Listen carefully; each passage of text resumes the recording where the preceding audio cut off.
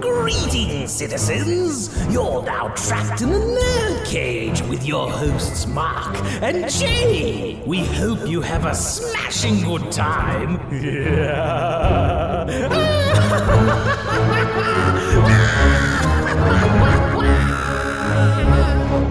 Yes, hello and welcome. That's right, you're trapped in NerdCage Live. This ain't just a reaction show, but a debate show and a live discussion on everything that makes people like you and I tick. So thank you for joining us tonight. Please hit the like button and subscribe. I am your co-host, Jay St. G, coming to you live from Syracuse, New York. And always with me, my man, the Fiend, from Louisville, Mark Withers. What's shaking, boss? Hey, what's going on, man? Super excited to be here as usual. Looks like my internet is finally working here, and we shouldn't have any issues like we did last Thursday. But I wanted to kind of kick things off with your review of Tenet. Now, this is a movie that you and I have been waiting for months and months to go see. I know that you took another road trip to Scranton to kind of check it out. So without further ado, let us know exactly how you felt about it. Was it good? Was it bad? Was it awesome? Was it so-so? How was it? Again, thank you for those who watched my reaction video coming out of the theater on our Facebook page. That was a lot of fun to do. So yes, the movie was good, but this movie failed to be epic. It failed to be great. And let me tell you something. I hold Christopher Nolan to another standard. So the effects were awesome. Yes, the story was convoluted, but that didn't really take me out. What really bothered me was you get these build-ups, a build-up, right. And then you get a small, great action scene with the inverted timeline going, and it's cool, but it's brief. And then there's more build-up, and then we get another cool scene, and it's brief. And then, so yeah, that's what bothered me. There just wasn't enough. There was stuff there, but it just wasn't enough. And yes, I recommend if you're lucky enough to see this in the theaters, earplugs. I do have a problem. The sound was definitely an issue. It wasn't the main reason why this movie failed to be great. It was more so that the movie could have been more. Bottom line, this movie should have been more. It's still a good flick. You expect more from Nolan, and I think Warner Brothers was onto something where they didn't want to play the movie right away. I think they knew that the movie, should have got better results, both in box office and the way it was executed. And this movie probably should have been postponed to next year. And I think this is one of the things where the studio was right over the director. There really wasn't a great twist, really. Like I said, the movie was good, not great. So my consensus, I would give it a 7 out of 10. And again, that's not a good rating for a Nolan flick. Right. And that seems to go along with some of the stuff I've been reading. CinemaScore gave it like a B. Some of the other movie review sites have kind of said that it's not Nolan's best. So I would agree with that. Yeah. And I mean, that's really disappointing because I'm a huge Christopher Nolan fan. I love the Dark Knight trilogy and The Prestige and a lot of the other films that he's done. But I do kind of feel like his last few movies have been a little convoluted. Interstellar, being one where I'm kind of a little iffy on. So I don't know if you've seen Interstellar or not. Yes, but I have. I saw recently. How would you rate this against a movie like that versus? I like it more than Interstellar. Okay, so it's better than better than Interstellar, but it's not better than Inception. That's just my humble opinion, and it's nowhere near the Dark Knight movies. Okay. This movie does deserve multiple viewings because anytime you involve time travel, you need to watch it again to see. You'll know when I'm talking about it. It deserves at least 2 viewings. But right. I'm not going to go back to the theater to see it again. I can wait till it comes eventually on demand. Sure. Now, one of the complaints that I've heard from other pundits is that they had a hard time following the plot. So how do you feel about that? Was it something like where you had pockets where you really didn't understand what was going on, or was it just that it was really slow, or the pacing was weird? Slow. Okay. All right. That's how I felt. It's like I said, you get these build-ups, and then there's just not enough payoff. Right. With the way they built it up, you expected more of a payoff. Right. Again, the story was convoluted, yes, but that wasn't like, it wasn't that convoluted. It's just, it just, like I said, it failed to be great. Right. Now, do you think that, from a commercial standpoint, we know that this movie isn't doing nearly as well as some of Nolan's other films, and we know that that's largely in part to the pandemic and having to kind of deal with that. Do you kind of predict this as being one of his, maybe even his first flop? Because we know that this took about $250 million to make. It's only cleared about $100 million so far in its first weekend. So, I mean, we know that it needs to make about $800 million to be considered a success. Do you predict that might happen, or do you think that there's no chance? No chance in hell, man. I think between the pandemic and the reviews, I think it's going to kill it. Yes, it's going to be a flop. But I will say this. This is going to be I believe this will be like a cult movie, because I feel like people will eventually either will get around to it, or people who have seen it will watch it again. I think later down the line it may get appreciated more. Again, the ambition was there and you can appreciate that. But at the end of the day, it's not gonna bring in, again, it failed to be epic, and it's not gonna bring in the money it's supposed to be. I think Christopher Nolan really jumped the gun way too quick. Right. Now, with that down, that information is really helpful and stuff. I know that I was really hyped on seeing Tenet, and now I'm a little less excited about it. But we talked a little bit off camera about like some of the trailers that were in that movie. So one of them, I think you said, was Dune. Yes. So I personally am super excited to see Dune. I've been waiting all year to see it, and you got a first look at it. So why don't you tell us a little bit about that? I wasn't expecting it, but okay. So the trailer begins. I'm not sure if I don't know how many clips are out there, but it begins with the box. Right. And I'm trying to figure out, like, what the hell is going on? What is this movie? Because I'm looking at it, I'm like, I've never seen it, never heard of it. It looks cool. And then you see it's like some of the desert scenes, and then you see Jason Momoa and oh my gosh, what's his name? I'm drawing the blank here, from Guardians of the Galaxy, the wrestler there. Dave Bautista. Yes, Bautista. And Bautista looks unrecognizable. I mean, it's him, but he's got all like the alien makeup on. And I'm like, oh my God, they're showing Dune. And they show some really, really cool clips, and the movie looks great. Like the look of it, the scope of it looks really, really awesome. And then at the end of this teaser, it says full trailer September 9th. And I'm like, nice. Wow, I've never seen a teaser for a trailer in a movie premiere in my entire life. So I'm like, oh my God, why isn't more people talking about this? So yes, Dune is still coming out. It is definitely coming out. The trailer has been shown, and it looks like they are still aiming for December. And man, I ain't gonna lie, I wasn't like excited for Dune, because I know I've heard people about people talk about the book and the old movie and whatever, and I'm thinking to myself, Dune's failed so many times. Do you think they're finally gonna get it right this time? I have a good feeling it just might. Yeah, that's how I feel. Even having not really seen anything having to do with it, I'm a big fan of the original, and I've just heard so many good things about the production. Yeah.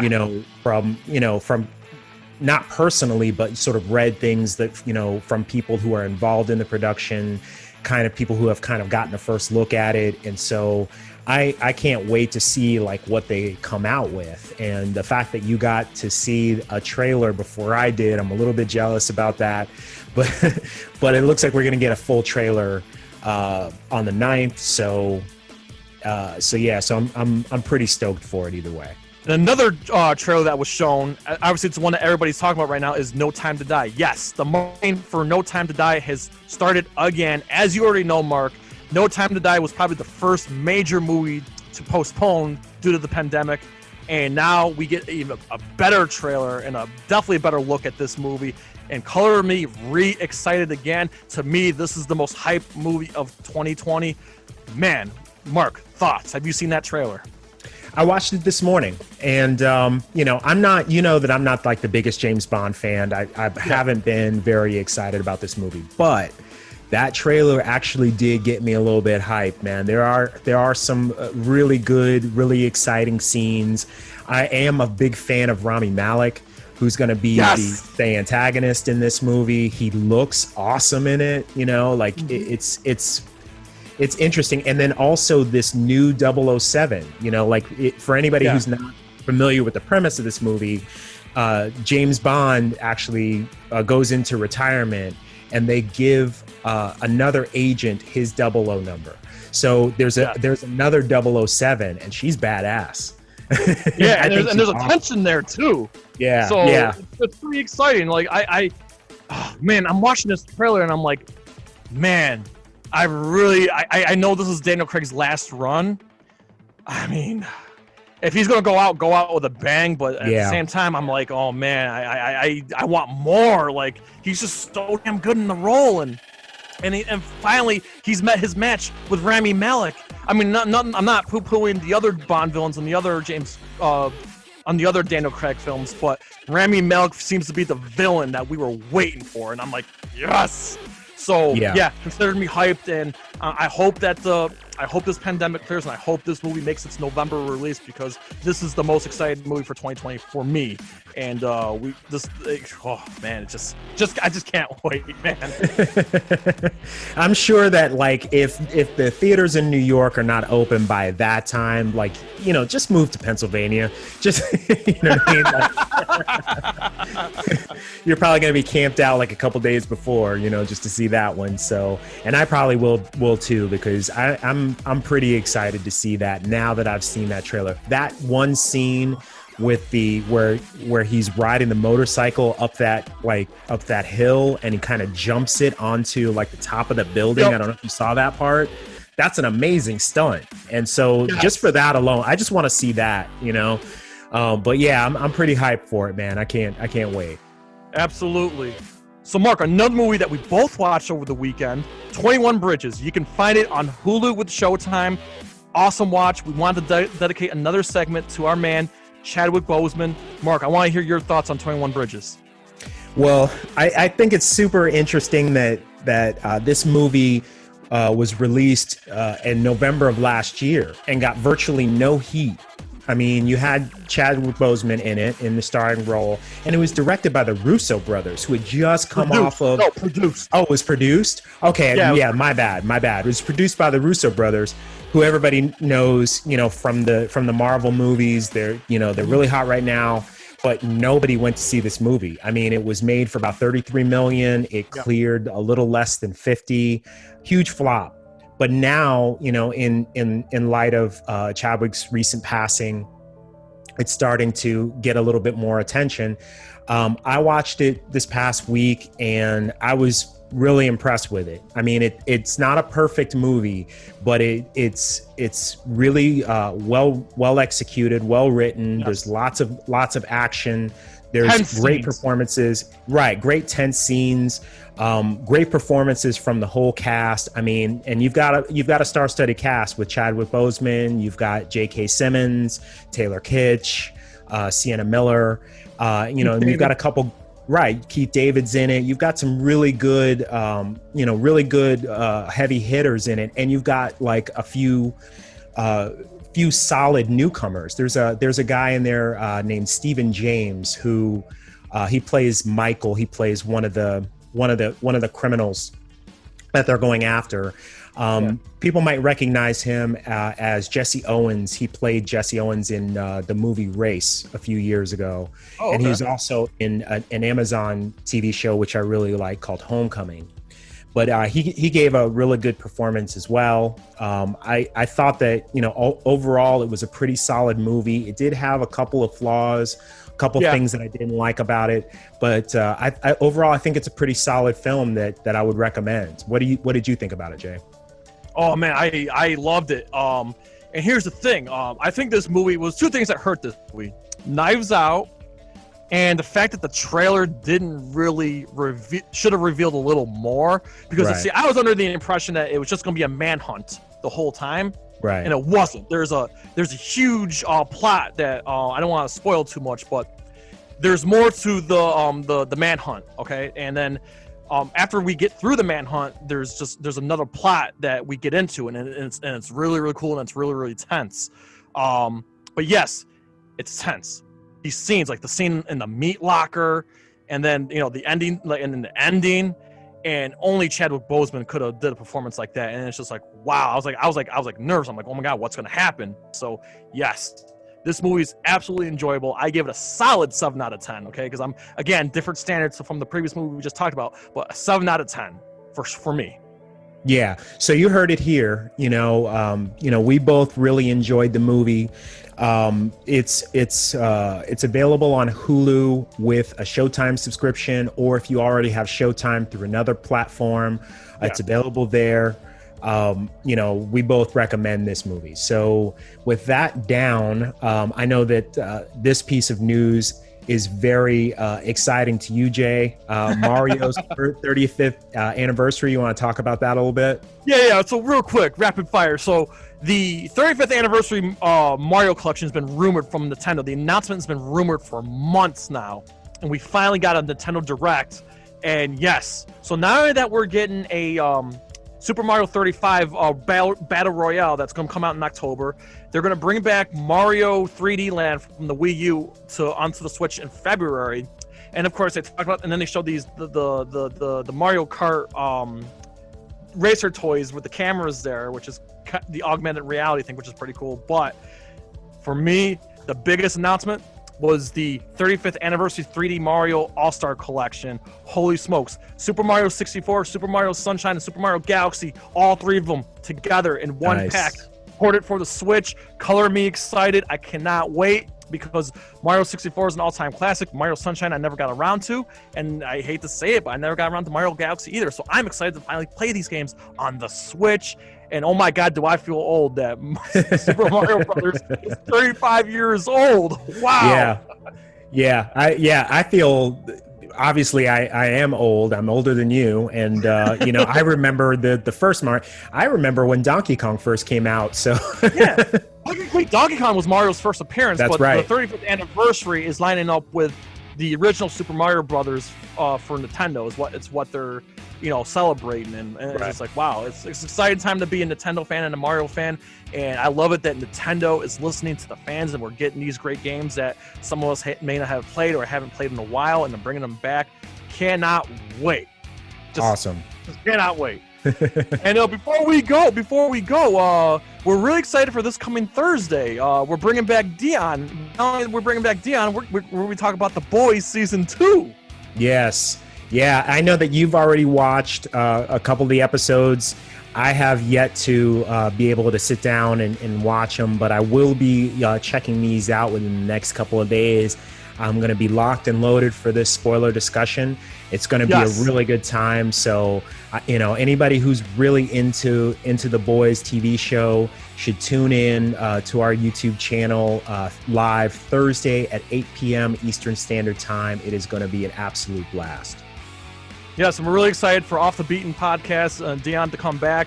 As far as I'm concerned, he's the 3rd member of NerdCage Live, and it's going to be a really, really exciting time, and we're all hyped for this. And I'm hearing a lot of people excited, and a lot of people are enjoying The Boys right now. And oh my gosh, this is going to be our first full-blown spoiler discussion live stream. And it's going to be a blast, man. We really hope for you to spend your Thursday night with us. And if you can't make it, that's okay. We will leave the stream up if you want to hear us react to the season 1 and the first 3 episodes of season 2. It's going to be a great time. Right. And if you do miss it, make sure to leave us a comment or a message, and we will definitely respond in kind. As far as the shows, as far as the episodes are related. So if you can't make it, it'll still be available for you. So before we go, we ask you to pretty please like, comment, subscribe, and ring that bell and spread that shit like syphilis. So I say, from Louisville to Syracuse to all of our friends and fans around the world at NerdCage Live, enjoy life, stay safe, and good night. Sayonara. Ooh, trying to get out of the NerdCage, are ya? Well, before you go, hit that subscribe button And if you're really intrigued, ring that bell. Thank you for dropping by.